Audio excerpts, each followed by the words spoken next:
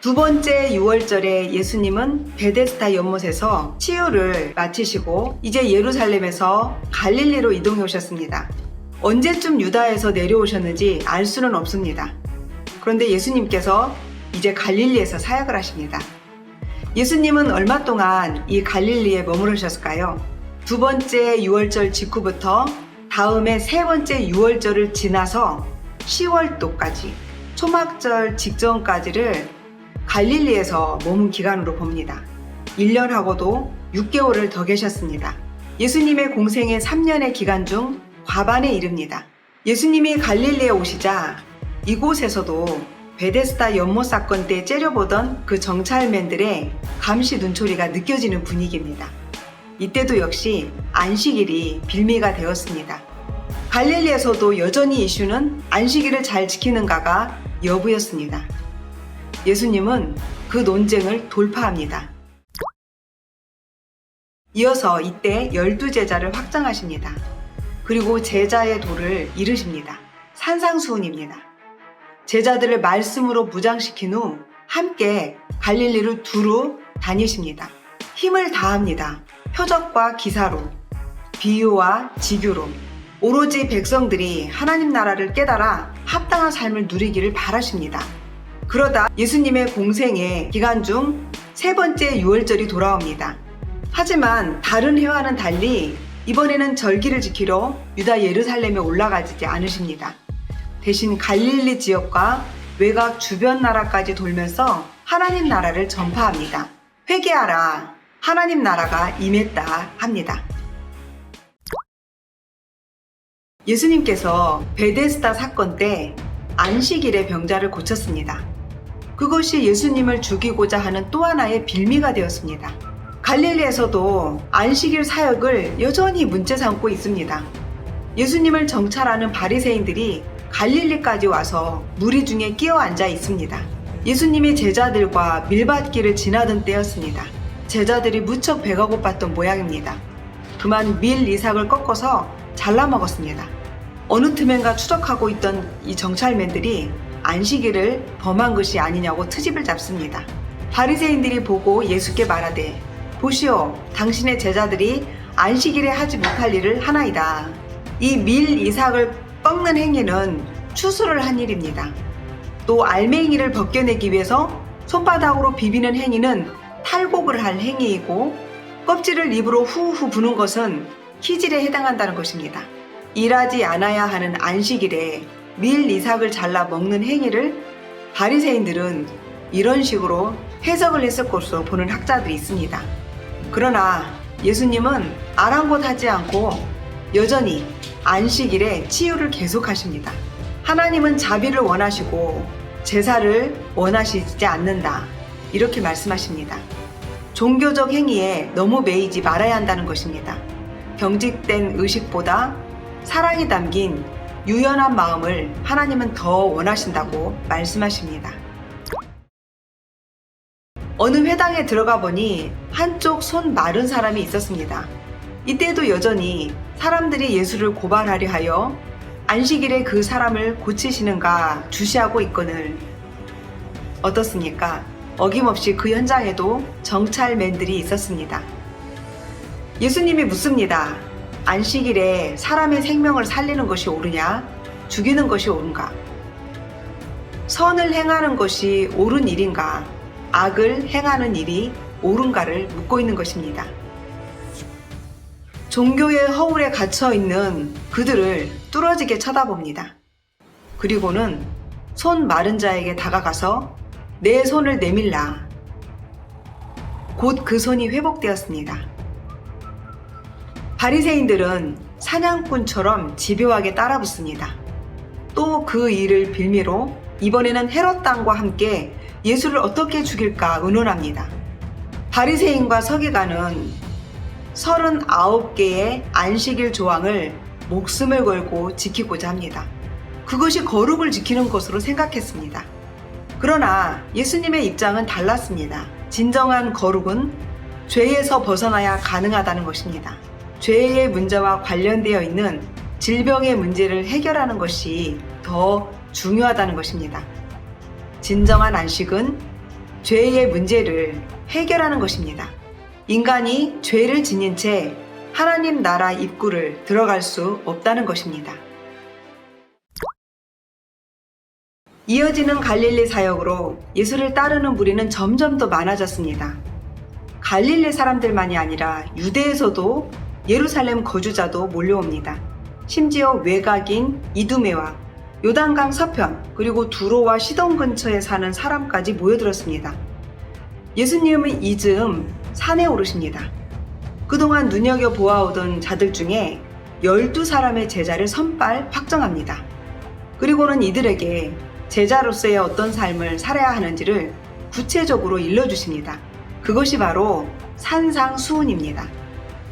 마태복음에는 예수님이 세례받고 갈릴리로 오셔서 바로 산상수훈을 베푸신 것처럼 편집되어 있습니다. 그러나 두 번째 유월절을 지나고 안식일 논쟁이 끝난 후에야 산상수훈을 베푸셨다고 이해하고 성경을 읽는 것이 더 자연스럽습니다.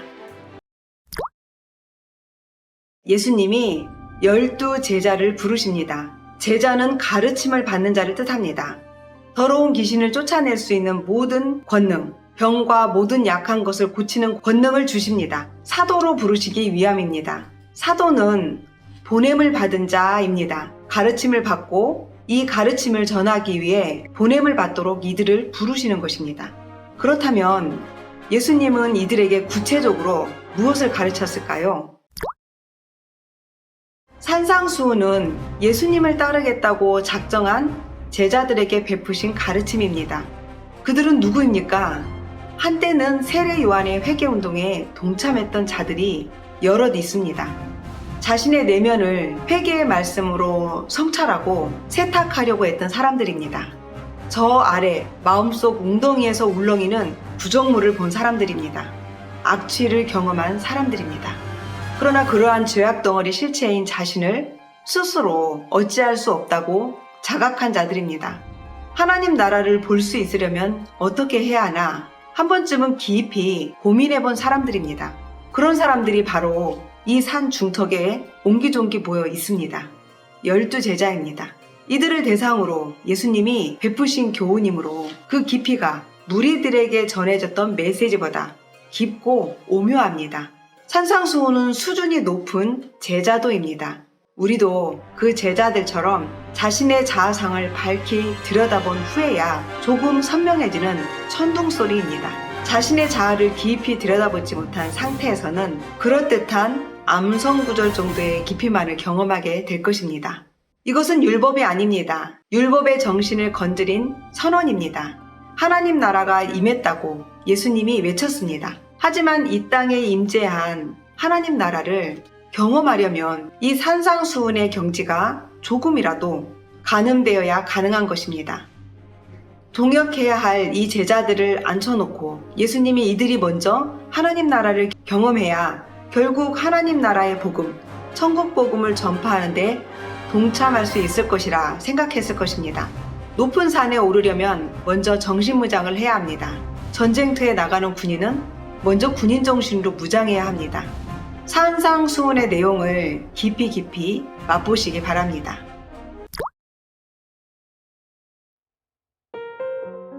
마태복음 5장부터 7장까지를 흔히 산상수훈이라고 합니다. 예수님이 12제자를 확정하신 후에 가장 먼저 이르신 말씀이 흔히 말하는 팔복입니다. 8가지를 말씀하십니다. 가장 먼저 천국을 소유하는 복을 누리는 비결입니다. 하나님 나라를 누리기 위해서 어떻게 해야 하는가? 예수님의 제자라면 당연히 먼저 깨달아야 할 제자도이기도 합니다. 심령이 가난한 자는 복이 있나니 천국이 저희들의 것이니요. 이때 이 심령을 표준 세번역 성경에는 마음으로 번역합니다. 마음이 가난해야 한다는 것입니다. 저 사람이 나보다 더 가난한 마음이야. 그런 상대적인 가난을 뜻하는 것이 아닙니다. 하나님이 아니면 그 어떤 것으로도 채워줄 수 없는 절대적인 결핍의식, 그 상태를 말하는 것입니다. 그 어떤 것을 성취해봐도, 그 어떤 것을 가져봐도, 그 어떤 것을 누려봐도 마음 한 구석이 여전히 헛헛한 상태를 경험했을 것입니다. 그 공허의 빈방을 그 어떤 것으로도 온전히 채울 수 없다는 것을 깨닫는 것입니다. 그래서 하나님을 더 사모합니다. 온전히 그분의 영을 자신에게 가득 채웁니다. 그렇게 된다면 이미 자신이 자신을 다스리는 것이 아닙니다. 하나님이 그 사람을 다스리게 됩니다. 자신이 더 작아질수록 하나님의 다스림으로 더 커집니다. 하나님이 다스리는 사람이 바로 하나님 나라의 백성입니다. 내면에서 하나님의 통치가 작동될 때 우리는 하나님 나라를 누리게 됩니다. 애통하는 자는 복이 있나니 그들은 위로를 받을 것이요. 이때의 애통, 무엇 때문에 슬퍼하느냐가 중요합니다. 자식이 속상하게 해서, 내가 가진 재산이 손실을 입어서, 승진이 안 돼서, 아니면 사람 관계가 어려움이 있어서 그것이 아닙니다. 자신의 부패한 본성 때문에 저지른 잘못, 그래서 결국 하나님과 멀어지고 있는 자신의 상황에 가슴을 칩니다. 그러한 애통입니다. 그런 자신을 부여잡고 한없이 우는 자가 바로 애통하는 자입니다. 가장 소중한 것을 잃어가고 있다고 느낄 때, 그때야 비로소 하나님의 품 안에 안기게 됩니다. 온유한 자는 모든 일에서 그 말과 행동에 주님의 성품이 드러나는 자입니다. 선천적으로 나긋나긋하고 부드러운 심성만을 말하는 것이 아닙니다. 모세는 하나님으로부터 온유한 사람이라 인정받았습니다. 있는 그대로의 자신의 모습을 볼 수 있어야 합니다. 그리고 그런 자신에 만족하고 감사하는 것이 복입니다. 주님의 성품으로 길들여져서 주님께 순종하면 더없이 큰 복을 누리게 될 것입니다. 의에 줄이고 목마른 자는 복을 받습니다. 이때 의를 어떻게 이해해야 할까요? 로마서 1장 16절에는 의는 모든 믿는 자에게 구원을 이루도록 하시는 하나님의 능력이다 라고 합니다. 또 목마름이란 무엇입니까? 먹어도 계속 갈증이 있는 상태입니다. 하나님을 바라는 마음을 그렇게 묘사했을 것입니다. 회개하고 심령이 되살아나면 하나님을 사모하게 됩니다. 사모하면 말씀을 더 가까이 하게 되고 기도하게 됩니다. 나도 모르는 사이에 하나님을 묵상하고 찬양이 입에서 흘러나옵니다. 그래서 하나님의 능력을 더 갈구하게 됩니다. 의에 배고파하고 목말라 한다는 것입니다. 긍휼이 있는 마음은 어떤 마음일까요? 내 감정의 우물에서 포물려진 안쓰럽게 여기는 그런 마음 아닙니다. 한마디로 내 속에서 나오는 동정심이 아닙니다. 자신이 하나님의 사랑을 깨달아 그 사랑에서 비롯되는 마음입니다. 하나님이 나를 사랑하는 그 마음을 그대로 타인에게 흘려보내는 것입니다. 이런 삶을 산다면 얼마나 좋을까요? 이것이 바로 하나님 나라를 누리는 자의 복이 아니고 무엇이겠습니까? 내 주위에 비참한 상태에 있는 자를 향해서 이런 경건한 마음, 이런 긍휼을 드러내기를 소망해 봅니다. 마음이 청결한 자는 복이 있나니 그들이 하나님을 볼 것이니요. 자신의 마음과 생각이 바르면 보입니다. 천국을 눈으로 본다고 설명하지 않고 마음으로 본다고 기록합니다. 그렇다면 천국을 볼 수 있는 마음의 시력, 그 기준선은 무엇일까요? 바로 청결입니다. 청결하면 볼 수 있습니다. 이렇게 마태복음 1장부터 8절까지의 이 모든 면들을 다 갖추고 있는 이 사람은 화평을 지키는 자입니다. 경쟁을 하거나 다투지 않습니다. 협력해 줍니다. 그렇다면 어디서든지 그는 피스메이커가 될 것입니다. 오히려 하나님께 온 마음을 다 바친다는 이유로 박해를 받고 모욕을 당해도 기뻐하고 즐거워할 수 있다는 것입니다. 고통받는 것을 오히려 기쁨으로 여길 수 있다니 가늠하기 쉽지 않은 수준입니다. 우리가 팔복에 대해 오해하지 말아야 할 것은 세상에서 흔히들 말하는 복과는 격이 다르다는 것입니다. 이처럼 팔복을 통해 하나님 나라의 백성이 누리는 복이 어떤 것인가를 일러주셨습니다.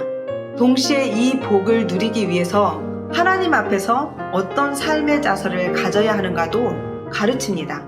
뿐만 아니라 사람과의 관계는 어떠해야 하는가도 일러주셨습니다. 이 천국 복음을 누리는 복을 가르침과 동시에 그 복을 누릴 수 있는 길을 제시하는 양면적 의미가 있습니다.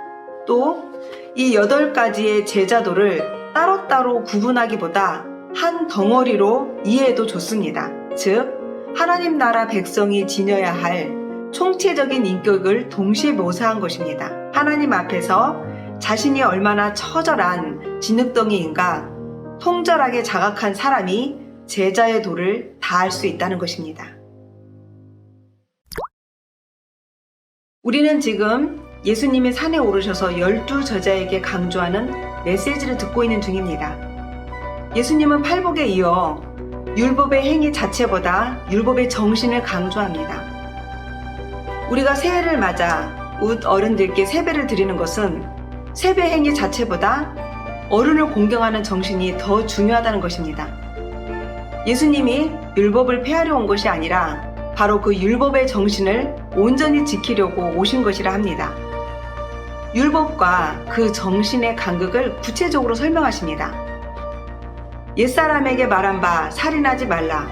누구든지 살인하면 심판을 받게 되리라 하였다는 것을 너희가 들었으나 무슨 말입니까? 옛사람에게 말한 바. 이 말이 앞으로 계속 반복됩니다. 이는 바로 구약 율법을 말합니다. 구약에서 살인하지 말라 하는 율법을 잘 알고 있지 않느냐 하는 뜻입니다.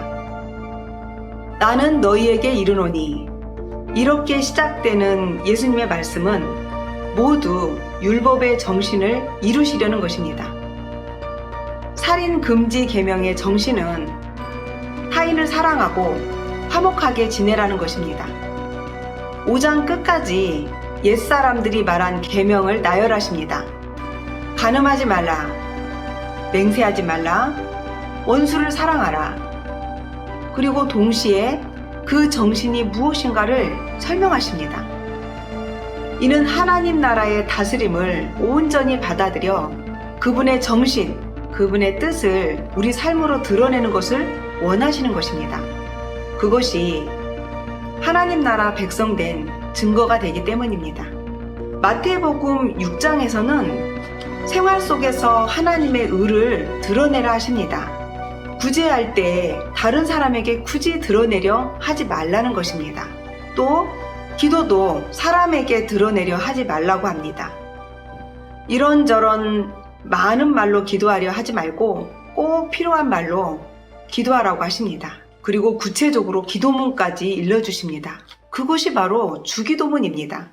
이 기도는 우리가 따로 곱씹어 수화해야 할 깊은 내용입니다. 하나님 나라가 임하시기를 기도해야 합니다. 그 나라가 땅에서도 이루어져야 합니다. 그것이 하나님의 뜻입니다. 무엇을 먹을까, 무엇을 입을까를 구하기 이전에 먼저 하나님의 나라, 하나님의 의를 구하라고 하십니다. 그러면 하나님이 필요한 모든 것을 허락하시겠다는 것입니다. 하나님 나라를 구하라. 예수님이 이 땅에 와서 외치던 핵심 메시지입니다. 천국에 들어가야 한다는 메시지가 계속 이어집니다.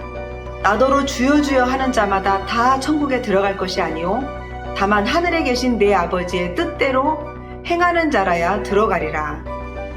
마태복음 9장 35절에도 여전히 회당에서 천국 복음을 전파하십니다.